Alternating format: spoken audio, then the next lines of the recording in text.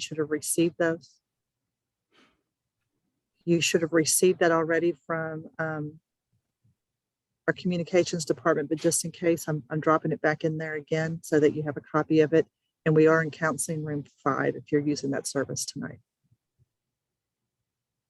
So we'll give it just a couple more minutes to allow for people to join us, and then we'll go ahead and dive in.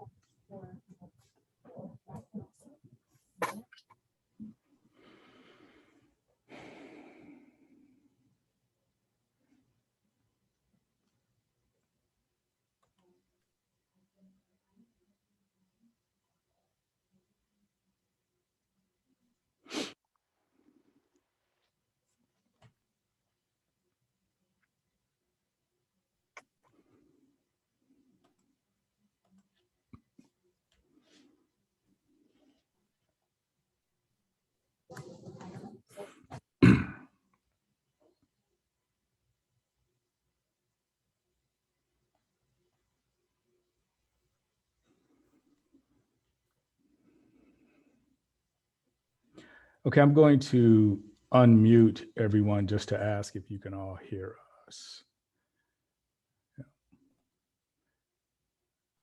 Yes. Okay. Yes. Good evening. Terrific. And did you all get the information about the translation services?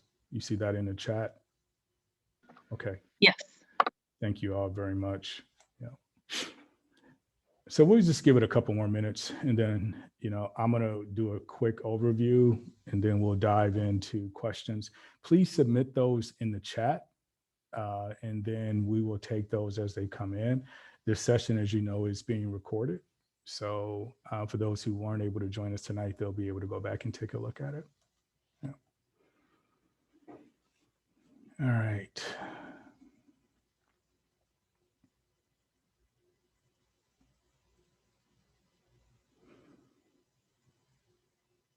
So we'll give it until 6:05, and then we'll go ahead and get started.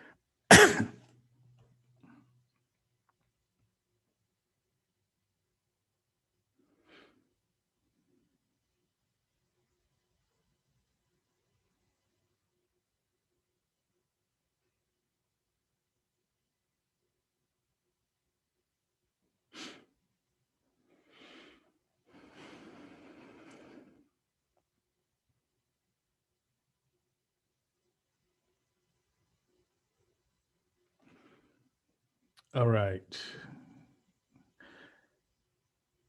So we're going to go ahead and get started, knowing that there will be people who will join us as they come along.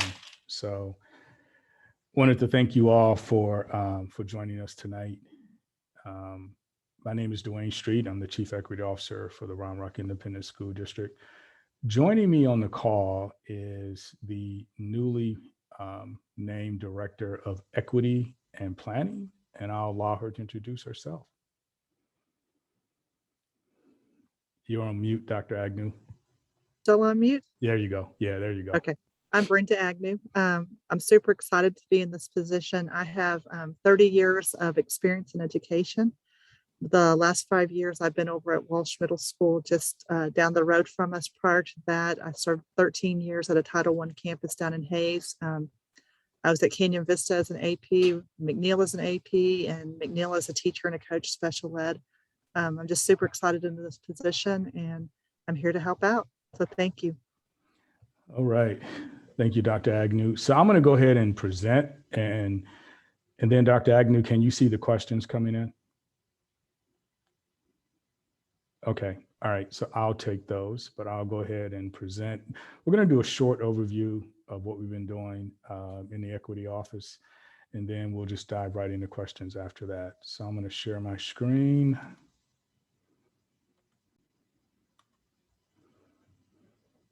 And get this out of the way.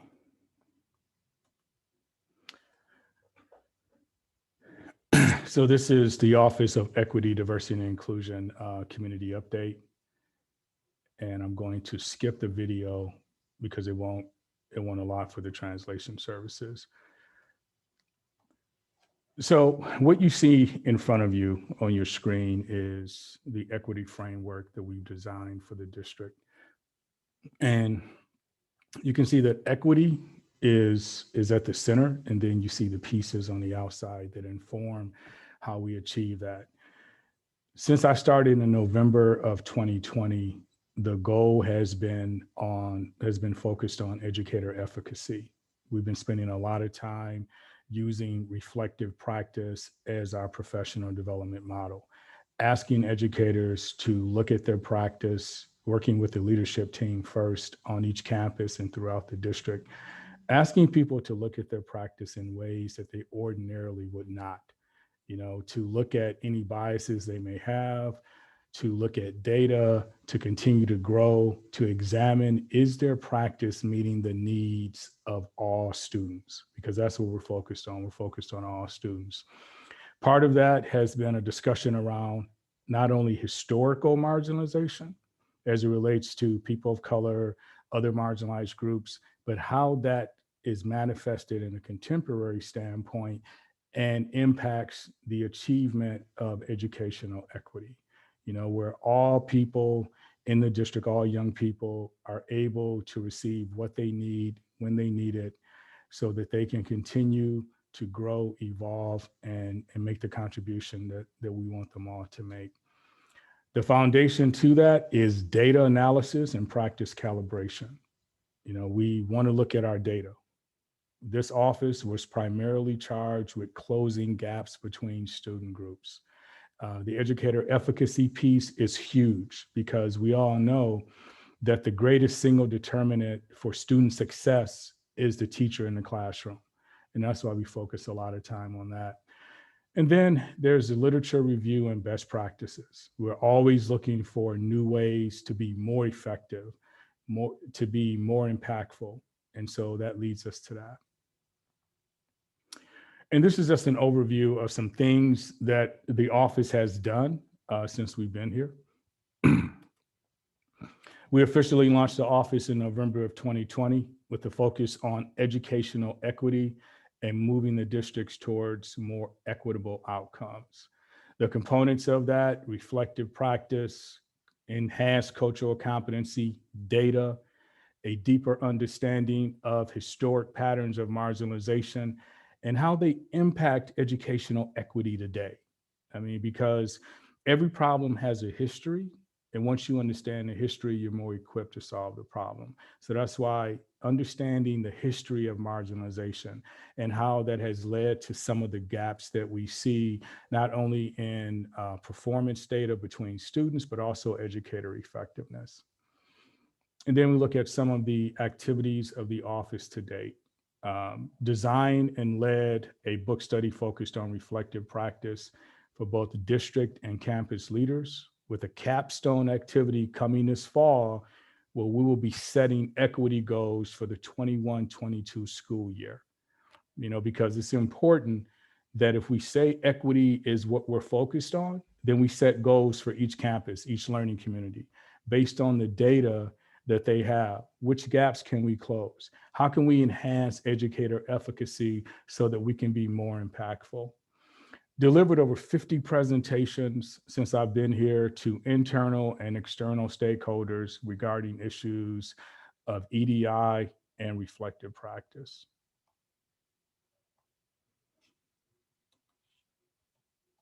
Oh, let me go back. Now, this gives you a more graphic depiction of when we talk about equity goals. Each department and learning community will establish 2 annual equity goals. all campuses will establish 2 annual equity goals to align with the Round Rock ISD Equity Office annual goals. And you can see there's instructional staff, non-instructional staff. Their goals have to align to the department and the learning community. And then those goals align with the equity office and our annual goals. Our annual goals as an office will be aligned with the board's goals, which they will be setting over the next few months. We also established a group of culture and inclusion ambassadors to serve as internal assets to advance the mission and the vision of the Equity Office, which is very simple. We want every student and their families to have an equitable experience here in Round Rock ISD, because if that is achieved, then we move towards more equitable outcomes. The Chief Equity Officer, I'm providing training for all 50, and I'll be leading the first book study, which we will pick up when we come back in the fall. Each CIA ambassador will only serve a 1-year term so that we can cross-pollinate throughout the district. You know, every year we'll be recruiting for a new group of 50. I'm currently providing EDI training as part of Round Rock Independent School District's Summer Learning Series. I just completed today the 4th of the 5 that I've committed to do 3-hour workshops with cohorts of 35. And then the Office of EDI will offer regular trainings to staff focused on enhancing educator efficacy and cultural competency, all designed to increase student performance, because that's the benchmark that this office will be judged by. Are we closing our gaps? Are we making sure that the outcomes are more equitable by developing our educators, using the disciplines of adult education and US history, and then verifying our assumptions with our data? The questions that were submitted prior to our time tonight, I broke them down into themes. There were several questions about critical race theory and House Bill 3979. Someone asked specifically, does Round Rock practice CRT? Round Rock does not. And the superintendent, Dr. Azai, spoke to this last week during his meet and greet. So there's not much more for me to elaborate on that. How will the new legislation impact the classroom? That is something that curriculum and legal are working on now. I've been meeting with them to advise, but this is truly a curriculum and a legal issue at this point. And at the end of the day, we teach the TEKS in Round Rock. You know, whatever the TEKS say, that's what we teach. And so I wanted to address that one up front. And then there were several questions about how can parents get involved with the work of the office? Excellent question. We will be calling on people to join us as part of a parent advisory group that'll be formed this fall. You know, we want to have that group work with this office. We want to meet monthly, dialogue, provide updates, listen, share ideas. And then another question, how can we ensure that all students receive an equitable education in Round Rock? As I go back to this, it falls in line with what I said earlier. Educator efficacy, cultural competency, and data. I mean, those are the ways that we achieve the goal of educational equity. And then there was a question about recruitment of a diverse staff at all levels for Round Rock. Excellent point.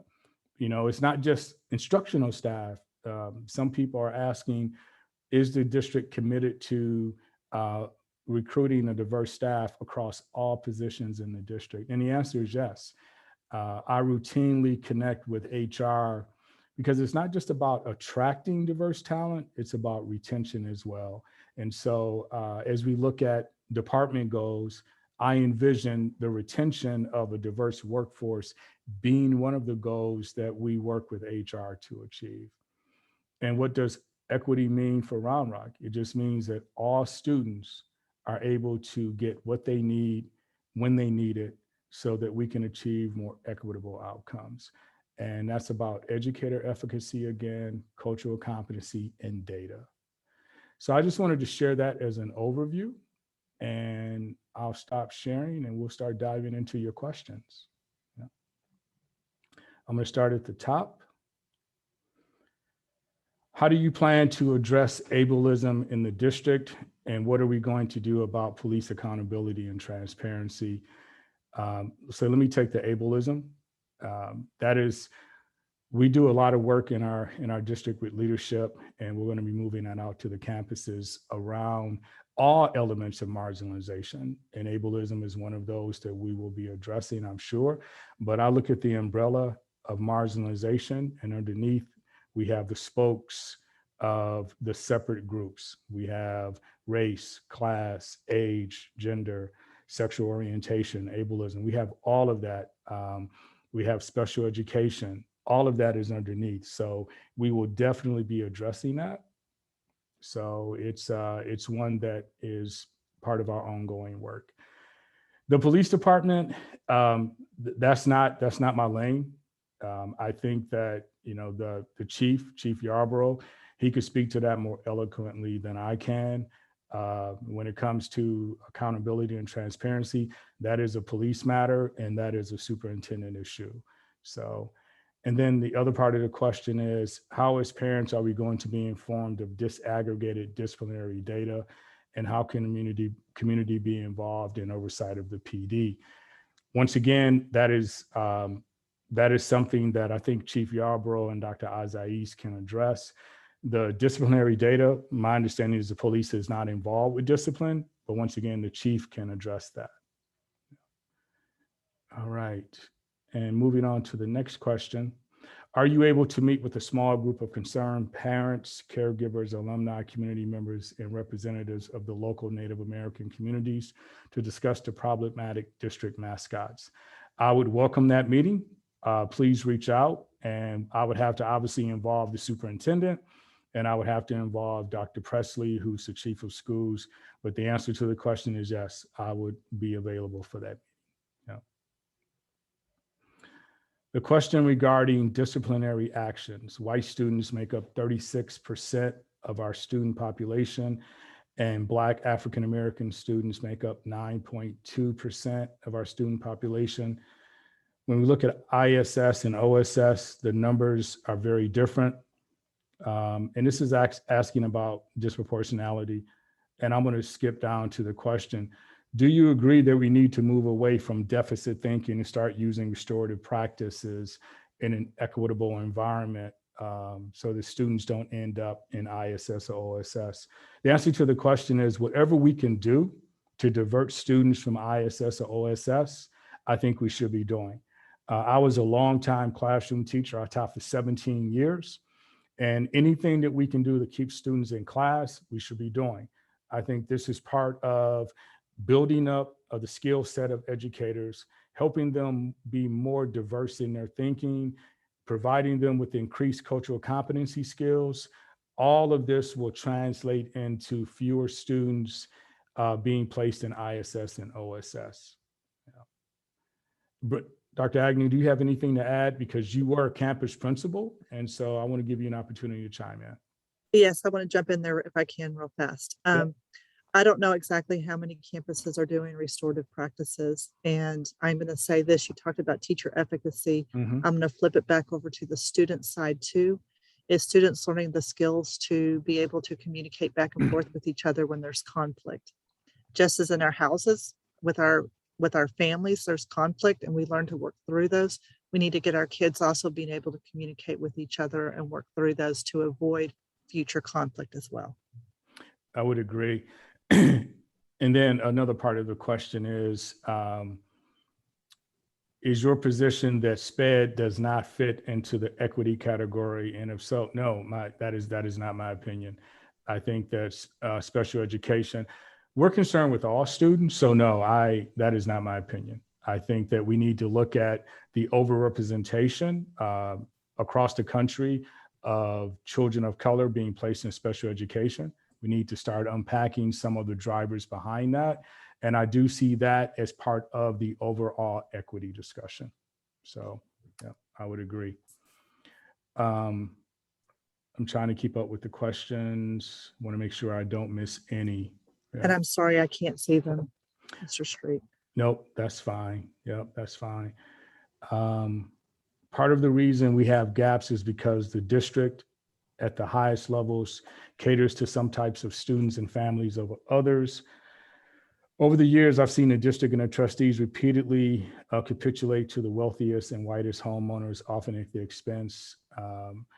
And so the question is, what is the plan to address that? I think this is something that requires a holistic approach. I can only speak for things that have happened since I've been here. So I can't go back and address things that happened before I got here. But I do know that there are some things that we have a new superintendent. The board is still fairly new. And so I think all of us have to work towards making sure that all voices are heard and respected in the district, because I think when that happens, our outcomes will be more equitable. So that is my commitment to the group. We have those conversations as much as we can. Dr. Azais has only been here less than 2 weeks, but I know that these are conversations that are extremely important to him as they are to me and other people who are in leadership roles in the district. Yeah. How do you plan to address the current maturation education that is centered around the general heteronormative narratives that make it inclusive for trans and other? That's part of a SHAC recommendation, from what I understand. We talk about all students. We do not draw distinctions between students. We want all students to be valued and respected and included. The board is still evaluating the SHAC recommendations. This was one of them, and it would be premature for me to get out in front of the board, because I think people have to understand that I am staff and the board, we report to the board. So it would be premature for me to get out in front of them. Yeah. The question was at the bottom: what will you do to ensure the district and the trustees consider the preferences of renters? All we can do is make people aware of situations that are inequitable and seek redress. This office does not make those decisions. I mean, I think that it's important for people to understand that I'm one of 5 chiefs. I report up to a superintendent, and the superintendent reports to the board. So these are conversations that we push up as part of our job. And so these are things that we will continue to advance. All right. I may not understand that question there, Mr. Street, but I want to comment on that. Yeah, please. I listened to the board meeting the other night too, and there was a conversation about being intimidated by the campus principal and not feeling comfortable to reach out to the campus principal. And I'm going to be honest. The first time I became a campus principal and I walked into my office, I was scared because I was the principal now. There is a piece of that, but that being said, campus principals are there to serve you too and to work with you too. And so please, I'm going to say whatever we need to work on to break down those barriers to that relationship with the campus principal, assistant principals, counselors, teachers, we need to work on that too. And I will say my experience as a campus principal, knowing the students on my campus, knowing the families on my campus, so that we can build those relationships. That's very important, and relationships are very important. So I know it's scary. I'll just be honest about that, but that's a piece that we need to work on as well. All right, thank you. And so the follow-up question to the police data, I did not say that this office doesn't touch police data. We look at all data in terms of disproportionality. What my comment is that the police don't drive discipline data. That was the point that I was making. I did not say that this office doesn't touch police data. The police department will have equity goals like every other department. And so I wanted to make sure that I clean that one up. Yeah. How will the district support teachers who are teaching to the TEKS and following district guidelines, but because of the current legislation and political climate around EDI are targeted by parents, especially in the light of the new ethnic studies classes at the high school, give the historical and current inequities in policing in America and in Round Rock, how do you justify not including the police department in the work? Once again, the police department, we look at all disproportionality, but the police department is a separate department. And so I am not over the police department, but as issues come up, as inequities are surfaced or we look into their data, they will be addressed like every other department. But the policing issue is an issue that the superintendent and Chief Yarbrough, they are the ones who have to address that. And yes, policing is not my area. When I say it's not my lane, it is not my area of responsibility. I am responsible for educational equity, addressing disproportionality, making sure that we close gaps. And so policing is not something that I'm responsible for. But if there are areas of disproportionality, if there are areas of marginalization, as all other departments, that will be addressed. And so that is my word to all of you. Yep. Mr. Street, I don't know if you shared on your presentation that you have provided training to the police department, and Yes. you have provided training to our maintenance department as well. And the police department and I started a journey just yesterday with this book. It is probably the most comprehensive book I've seen. We can't see it. Oh, I'm sorry. We can't see it. Sorry. Yeah. It's probably the most comprehensive book I've seen on African American history, which is a class I taught for 10 years. And they started reading this yesterday. And so this will be part of our communities and police officer series, where we will start with African Americans, then we'll rotate to the Latino community, the LGBT community, the Asian American community, just to increase the cultural competency of our police officers. Yeah. And special ed as well. Special ed as well. Yeah. All right. So let me go back. I want to make sure that I do not miss a question. Yeah.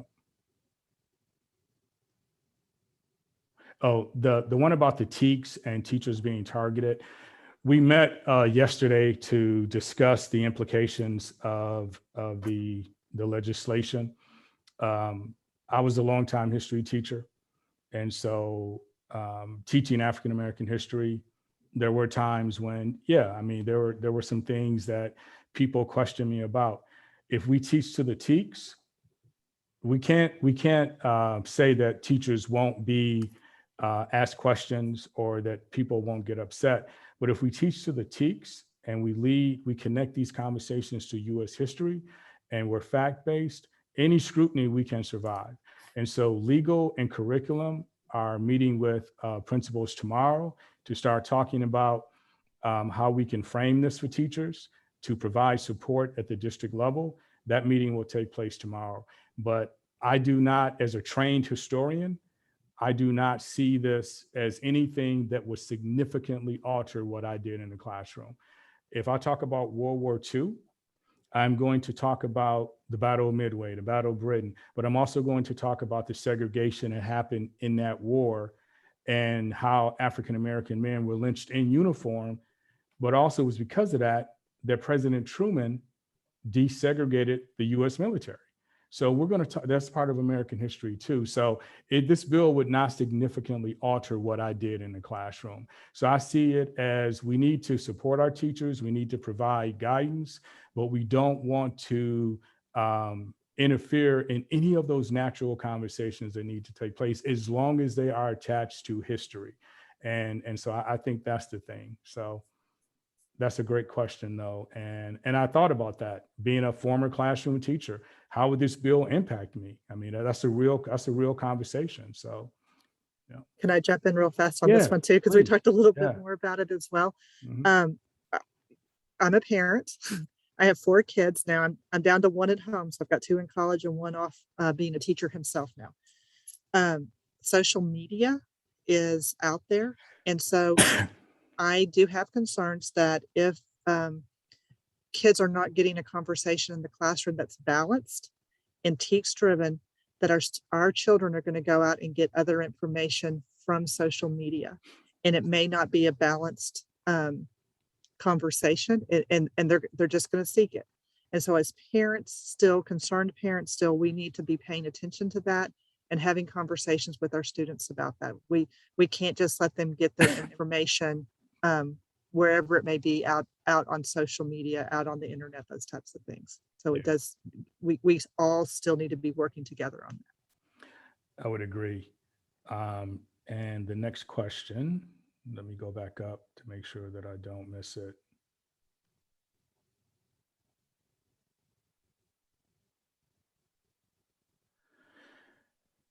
From my understanding, can you please give an example of the most impactful initiative from EDI to date, which has advanced educational equity, educational quality within Round Rock? I think it's important that we started the office in November. It's important to remember that. And I started with the leadership team. And the leadership team went through a semester-long book study around reflective practice, because I think asking teachers to examine the biases in their practice in a non-judgmental, non-acrimonious way is the best way to achieve quality.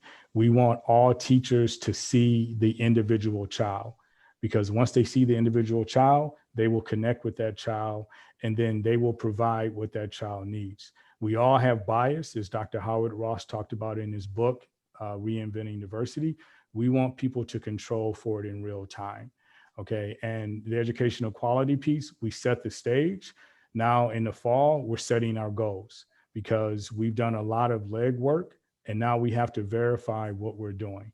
We have to close our gaps, which is the best way for us to achieve quality of educational outcomes. So that is what we've been doing. Yeah. And then House Bill 3979 is so harmful on many levels. I have been teaching my children at home as well, but I would challenge teachers that don't teach the truth, because the TEKs are problematic too. I think this is an opportunity for historians to make a contribution here. I think that in every department, we have people who are certified in U.S. history. I know I have an advantage because I taught African-American history at the same time and became an expert in it. That's expertise that I bring to the district. So, teaching the truth, we can teach the truth and we can teach the TEKs at the same time. They are not mutually exclusive.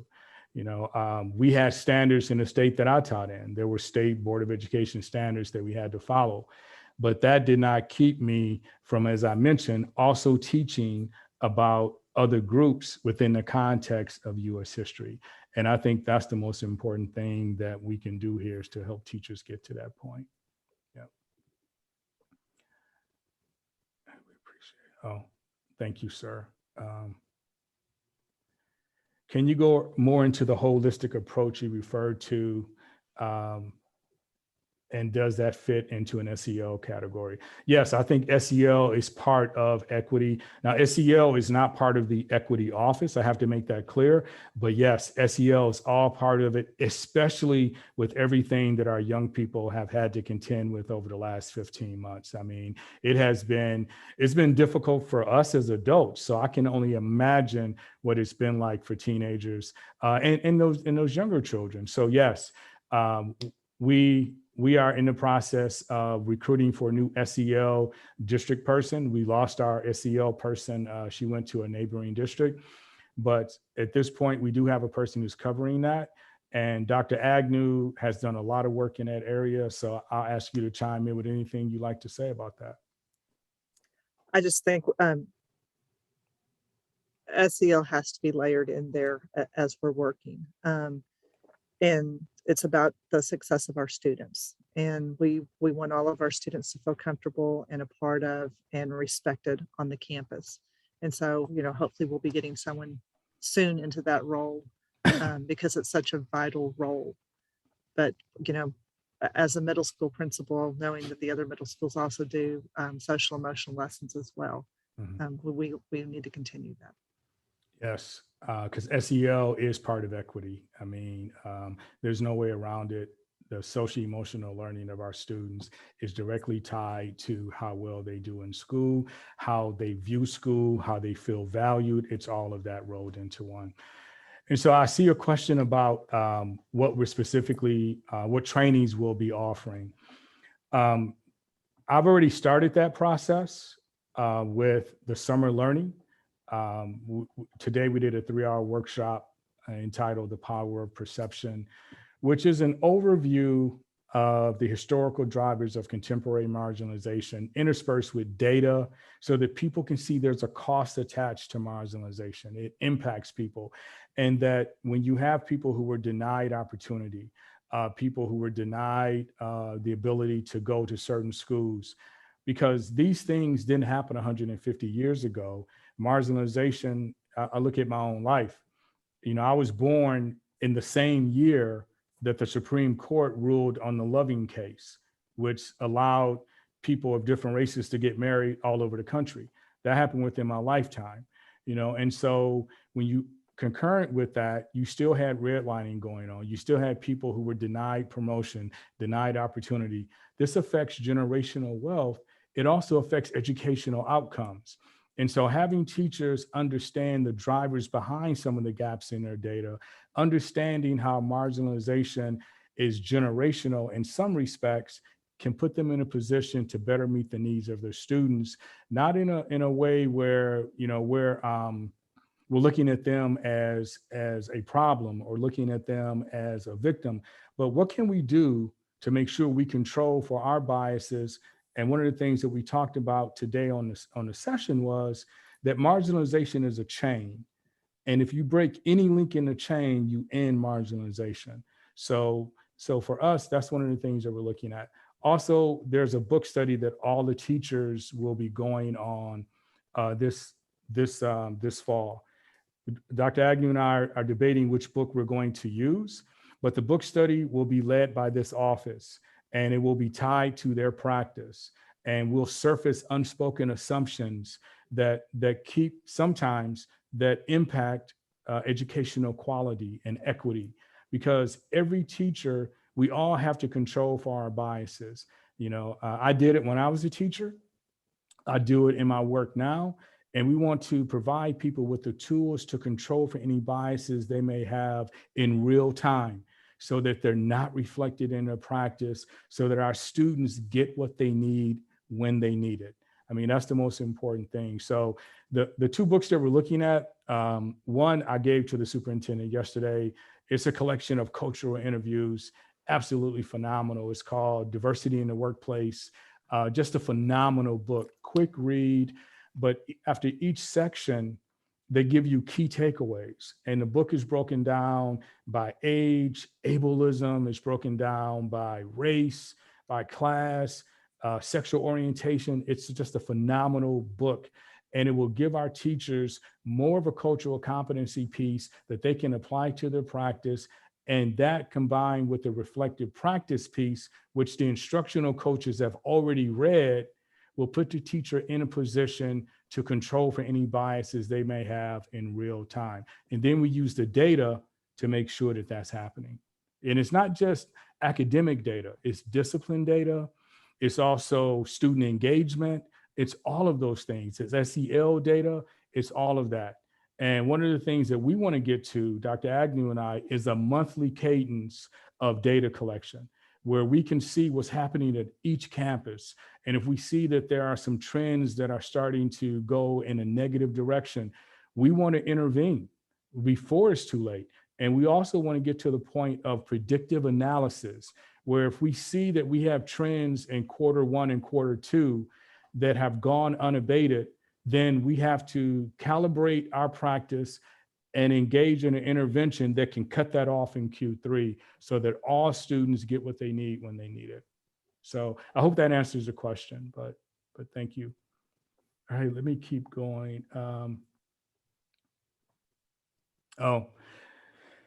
The question about disability and complexities of intersections of disability, race, and age. I love that question. I'm a big proponent of looking at data and looking at marginalization by looking at the intersection, right, between race and gender and disability and economic level, all of those things. So those are conversations we've already had with the leadership team, but the goal is to push those to the frontline staff. And one of the things that I think we can do is to bring in additional resources for staff in terms of training. I'll be providing monthly trainings, but there's only 2 of us in the office currently. So we know we need to bring in additional people. And we do have some in-house people who are very good at having these conversations. I was a teacher, but I think there are always areas that I defer to experts on. So I'm looking forward to doing that. Dr. Agnew, you wanted to add something? No, I think what you said was great. Okay. I appreciate what you said. Yep, I will keep going. Make sure that I didn't miss any questions. Okay, we have a new one. Will you share your data findings with campuses? And yes, definitely. One of the things that we want to do is when we get into that monthly cadence, we want to every quarter present that quarter's data to the board, but the campuses will see their data every month. And then we'll have those conversations where we'll be able to say, okay, in a non-judgmental way, not a gotcha moment, your data trend is starting to go here as it relates to this particular group. So what is the mitigation plan to ensure that we move that number back down? You know, because there's a certain threshold, and we all know this, that when data gets to a certain point, if you are in Q3 and you only have 1 quarter left, you probably won't correct that. So we want to cut that data set off before we get to that point of no return. Yeah, so we'll definitely be sharing the data. Did we talk about celebrating Pride Week? Can the Equity Office do this? That's a conversation that the board, we had that conversation at a board meeting.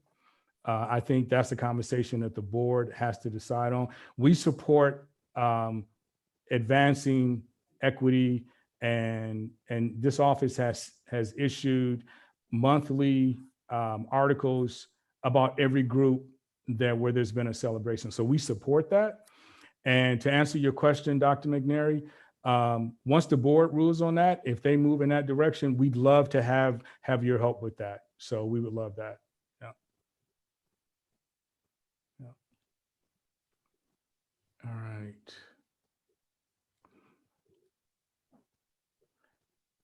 Yeah. All right.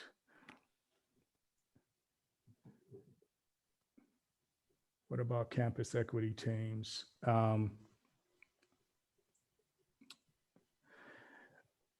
The campus equity teams I've met with, since I've been here, of the 55 campuses, I've met with about 30 of those teams. And now that we have a director of equity on board, yes, we would love to continue to work with those teams and continue to align their work with the work of this office. And I think that will probably start in earnest in the fall. So yes, I would love to continue that. But I've met with about 35 of the 55 campuses in our equity team since I've been here, and had some really good conversations, learned a lot, shared some things. So I'm looking forward to continuing that. Yeah. All right. How about Yes, PTA involvement. I'm actually meeting with some PTA representatives tomorrow. So yes, that's one of the things that Dr. Agnew and I would love to involve or work with, I should say, the PTAs around this work. So yes, we are definitely doing that. Yep. And we've talked a lot about parent education in this realm too, is being open with parents and sharing our training, as like Mr. Street's doing with the staff, also with the parent group, so that they're aware of what's going on. Yeah, definitely like that. And there's a question here. Let me go back. There's a question. I want to make sure that I don't miss any. Will you advise the district to make it easier for students who celebrate non-Christian holidays? That's part of the overall guidance that I give to the district when those things come up. Going into one full year, Obviously, we will have a complete calendar year for the school district, and those are conversations that the superintendent and I will have. And then he will push those up to the board, because I think it's important for people to remember the board makes the final decisions. We're staff, we're operations, but the board makes those decisions. But definitely, I will advance that under the umbrella of equity. All right. And what are the key metrics EDI plans to use, and what specific data? And Dr. Agnew, please chime in. But we're looking at, obviously, student performance data. We're looking at disciplinary data, ISS, OSS, and these are just some examples. We're looking at attendance, we're looking at grades, we're looking at all those things to try to get a picture for what's happening with our students, and are we achieving equitable outcomes? So that's the plan. And part of assigning each campus and learning community equity goals is to have a focus on that data, and also focus on educator efficacy, because I think it's important for us to make sure that if we talk about equity, we assign that data piece to it, because I know there's quantitative and there's qualitative data. I support both.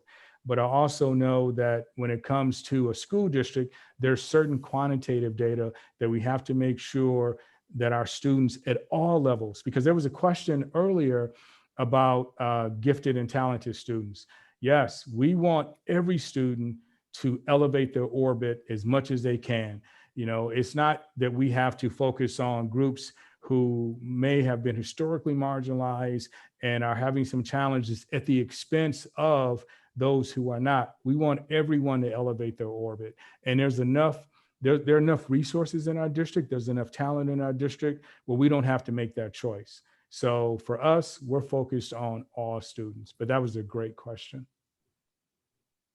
Let me keep going. All right. Let me go back. I apologize, my mouse has a mind of it. It would be good to look at national PTA policies as well. Yeah, I agree. And part of our meeting tomorrow with some PTA individuals is to start that conversation. So definitely. And the parent group, we'll be sending out information about that once the school year starts. We want to get everything settled. There'll be a call for people who want to join us. Obviously, we want to keep the group to a manageable level, but we encourage all voices to join us. So there'll be more information coming out about that. And I look forward to, and what does it look like? It looks like monthly meetings. It looks like us sharing information.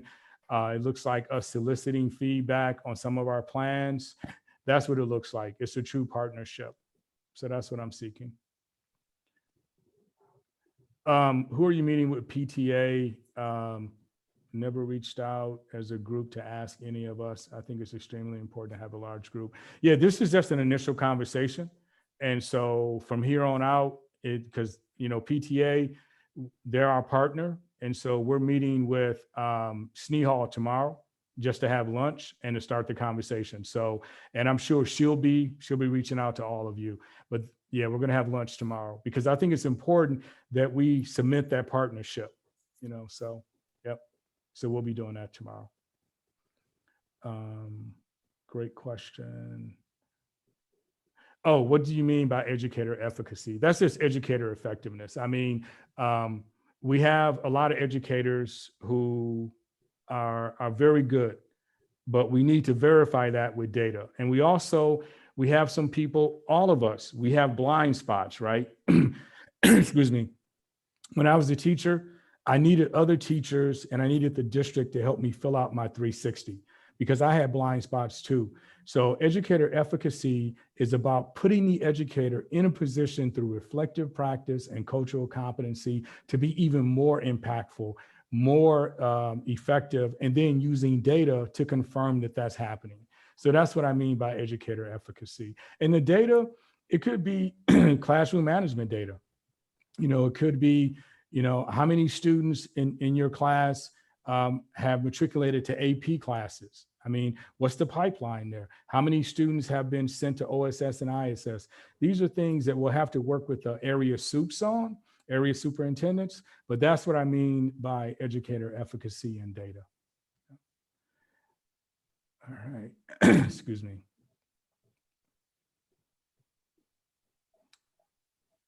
Yep, yep. I'm sorry, I mispronounced her name. Thank you. Who will be doing that at the campus level? We've been working with the administrators, but Dr. Agnew and I will be doing a lot of work with the campuses as well. Yep. So yeah, we'll be doing that because essentially I'm just an old teacher looking for a classroom. So every chance I get to go into a classroom, yeah, I don't miss that opportunity. So, and that's why one of the things that I've talked to Dr. Presley about, and I've also talked to one of the area superintendents about is I would like to teach after the first 3 or 4 weeks of school, one of the TEKs, a unit under House Bill 3979 to model for people how we can continue to have these conversations and be impactful. So I've gotten a green light ostensibly to teach about an 8-day unit at one of the high schools in the district. So I'm looking forward to doing that. We're going to share that information with other social studies teachers. And by no way do they have to do everything the way that, that I would do it. But I want to show them that we can continue to have these meaningful conversations attached to history and provide our young people with the tools they'll need to inherit the world they will live in and not the world we live in. So that's the goal. So I'm excited about that and looking forward to it. That's a great question. Will the equity goals be published on the campus website? To be fair, I haven't thought about that, but I do know they'll be shared with the superintendent and he'll share them with the board. But I will take that one because I think that's an excellent idea. I mean, so everyone knows what the goals are. So definitely, I will take that one. I think that's Well, and let me jump in there real fast on this one. So there's also another way to see these, and we're waiting for the school board to give us goals. And if their goals run through an equity specific goal, and then campuses will put that under there, or lots of times campuses already put an equity goal under there. It could be in student performance, it could be in safety and security, and all the campus improvement plans are posted on their websites. And I don't know if everyone knows that.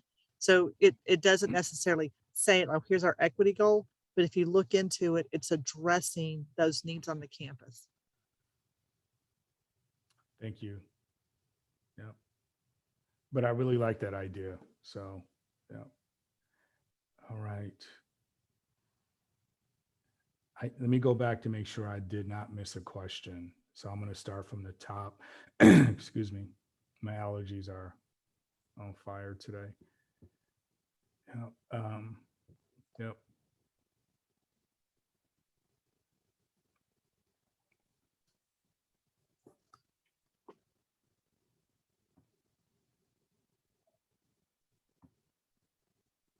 Okay.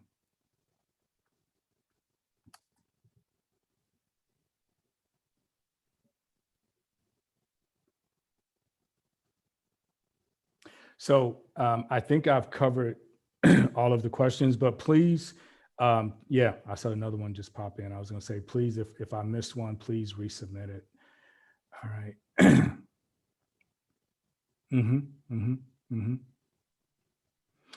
Dr. McNary, I'm very open to that and would love to have a conversation with you about that. I really enjoyed that. So yes, I'm open to that. Obviously, we have to, like we did during Black History Month, we have to make sure that we go through the proper channels, but I'm very open to that idea. So I'm just jotting down a couple of notes. Yeah. All right.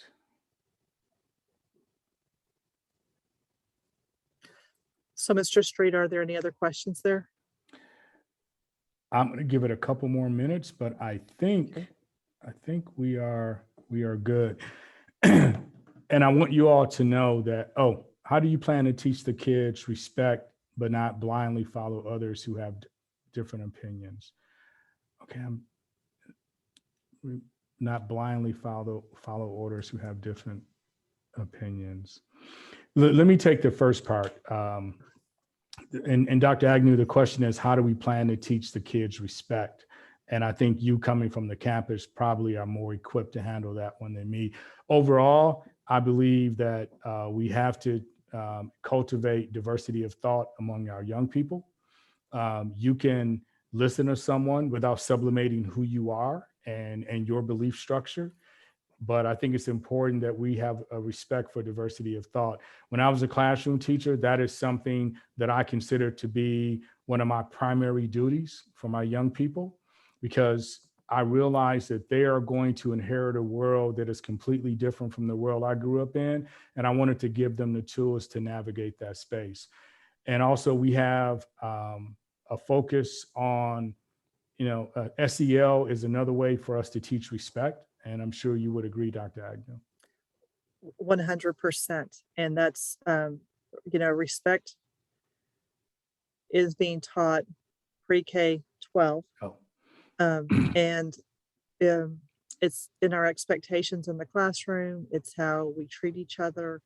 It's also learned from the house, those things of how we can have discourse without isolating each other, without pushing each other into far corners. And Mr. Street constantly talks about bringing us to the middle, and the middle is where our kids need to be. We know when he says we're preparing them for a world that we don't know about, we are, and we don't want a world that we don't know about so extreme that our kids aren't able to be successful in there. And so again, I go back to that social media piece, that they need to have a balanced view of what's going on, even if they don't necessarily agree with a certain lifestyle or a certain group. We still respect each other, and we still have to work side by side in the classroom to be successful, because we're going to roll that out into employment in a very soon time. All right, thank you. And I'm sorry, the question was, what idea did Dr. McNary have? Dr. McNary and I partnered in February where she produced, and I, at this level, made sure that we got the proper permissions to run them on the campus televisions. They produced a series of community Black History videos. And so her question was, can we do something similar for all cultural groups? And I welcome that idea. And so that's something that I've written down that I'll go back and see. And then Dr. McNary, I would love to stay in touch on that. And then Jen, yes, ma'am, we would welcome that. So we will be in touch. We would love that. Yep. Thank you so much. Anyone else who wants to get involved, this office is always open to dialoguing. And now that we have a director, there's 2 of us, and we'll be hiring additional staff as well. Yeah. So here's a question, Dr. Agnew. Thank you for your time tonight. We appreciate all of your time, because we know it's been a long day for everybody. I would love to hear more about partnering with PTA and know more about your work, your book list, definitely. And that's something that we can post our book list on the Equity Office's website. So we can take that and we can put those on there. And as we add new books, we'll certainly update that. But I think the books that I've tried to use in the district are books that call people in. They have history as a foundation, and all of us can see the perspective of where we come from, but also the road ahead. And so I've tried to do that with the books. I'm an avid reader. Yes, we will post those on the website. Yep. Book list on website. And guys, I'm going to say this as well. This is, yes, Mr. Street has been here since November, but you got to remember we have about 50,000 kids, and there's one of him. I just joined him, and so this is, I think, day 8 for me. We have another session, August 4th, I believe, but then we plan to keep this rolling. So I'm going to say be patient, because we've got to get it up and going. So, this is our first step, and we're going to continue moving forward on this step. It's very important that we're talking to our families and getting this dialogue going. Yes. So, and once again, I just want to take an opportunity to thank everyone for the spirit of the questions tonight. Really good stuff. And this is the beginning of a series of engagements from our office with the community. Once we have another one August 4th, and then hopefully we'll have another one sometime in late September.